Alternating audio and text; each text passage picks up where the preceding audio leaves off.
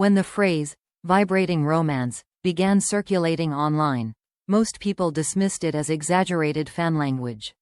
Yet within days, attention quietly shifted back to Jamie Dornan and Dakota Johnson, a pairing the public thought had settled firmly into the past. There was no official announcement, no staged reunion photo, just a growing sense that something familiar had resurfaced. The kind of feeling that doesn't arrive suddenly, but hums beneath the surface until it becomes impossible to ignore.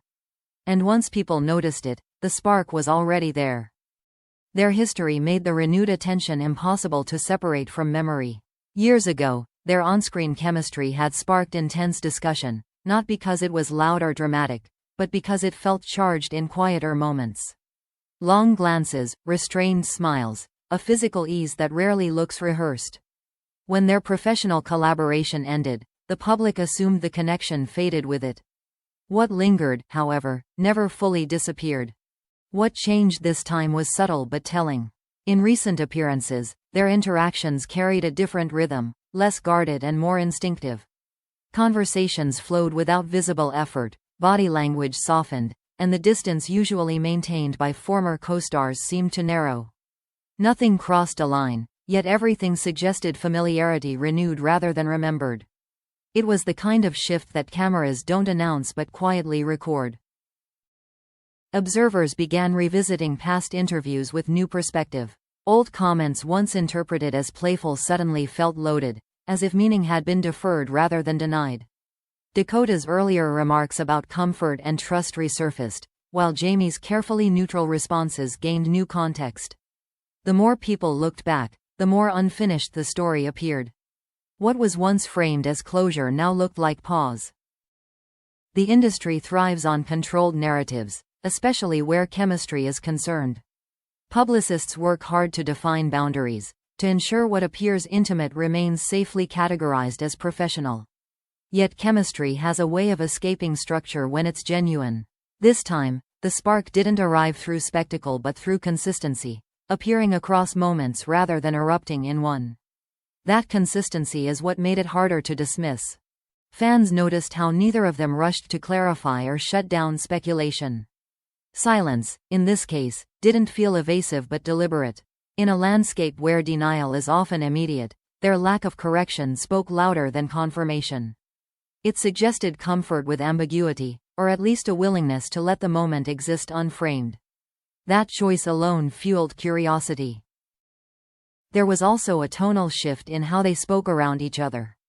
Humor felt more relaxed, pauses less calculated, reactions more spontaneous. These were not the exaggerated signals of a publicity strategy, but the small indicators of mutual ease. The kind that develops over time rather than being reignited for attention. That distinction mattered to those watching closely. The phrase, "ignite sparks again," resonated because it implied continuity rather than surprise. Sparks don't ignite from nothing, they come from something already present. In this case, it felt like a dormant connection responding to proximity and timing. Neither appeared to force it, yet neither seemed unaware of it either. The tension existed because neither rushed to define it. What complicated the narrative further was how natural it all felt. There was no sense of nostalgia being sold, no overt callbacks to their shared past. Instead, the energy felt current, rooted in who they are now rather than who they were then. That maturity added credibility to the speculation. It suggested growth rather than repetition. Public reactions split along familiar lines. Some embraced the idea with enthusiasm, interpreting the spark as proof that certain connections endure beyond circumstance. Others remained skeptical, wary of projecting romance onto professional warmth. Yet even skeptics acknowledged something had shifted. The conversation itself became evidence that the dynamic was no longer neutral. What made this moment compelling was not confirmation, but tension. The space between what was visible and what remained unsaid.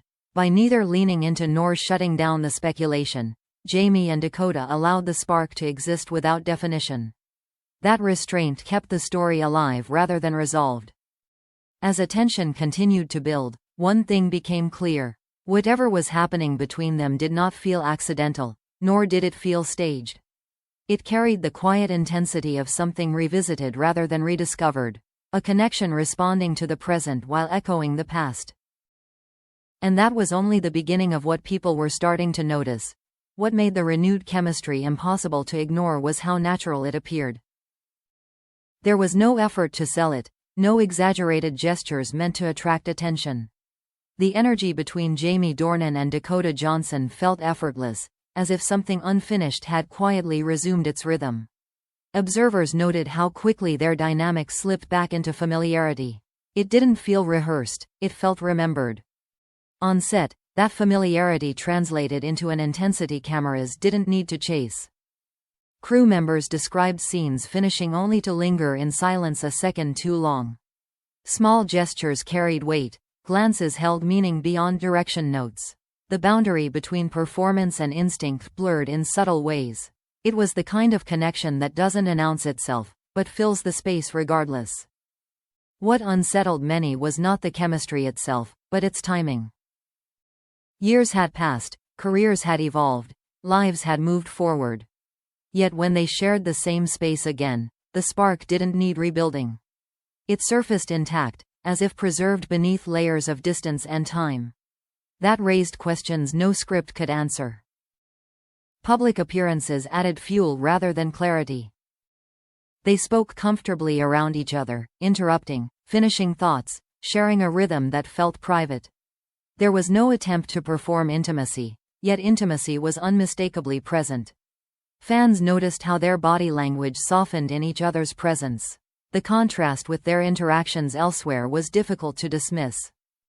Speculation grew not because of what was said, but because of what wasn't denied. Neither rushed to define the nature of their connection. Silence, once again, became the loudest response.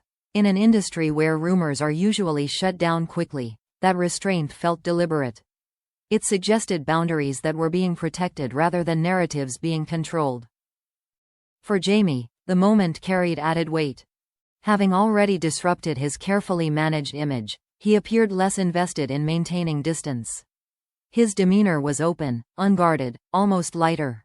The restraint that once defined him seemed loosened, not abandoned, but recalibrated.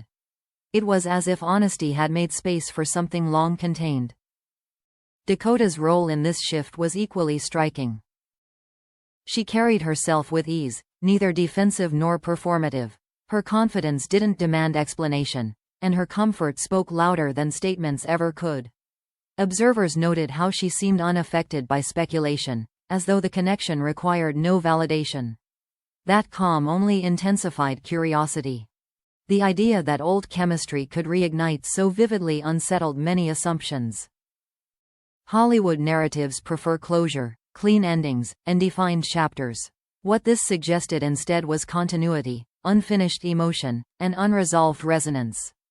It challenged the belief that time alone dissolves meaningful connections. Sometimes, it only hides them. Online reactions split along emotional lines. Some celebrated the reunion, framing it as fate or inevitability. Others questioned boundaries, commitments, and the ethics of rekindled intensity.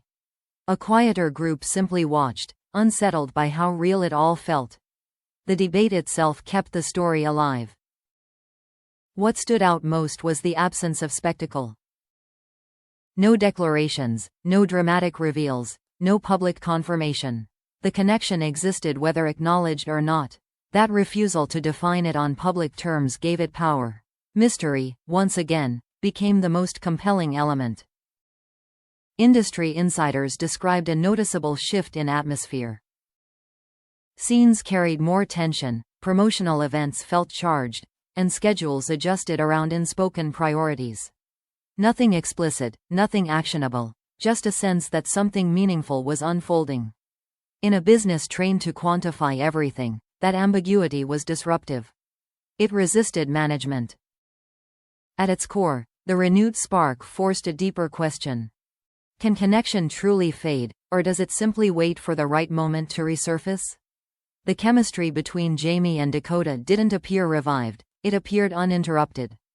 Time had not erased it, only postponed its visibility. That realization made the story harder to contain.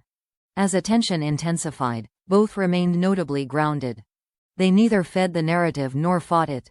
Their focus stayed on work, yet their presence together told its own story. By refusing to clarify, they allowed interpretation to belong to the audience.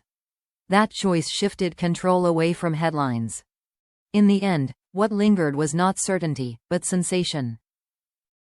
A feeling that something authentic had resurfaced in an industry skilled at imitation. Whether the spark leads anywhere tangible remains unknown. What is undeniable is that it has already changed how they are seen together. Sometimes, the most powerful romances are not announced. They vibrate quietly, felt rather than declared. And once noticed, they cannot be unseen.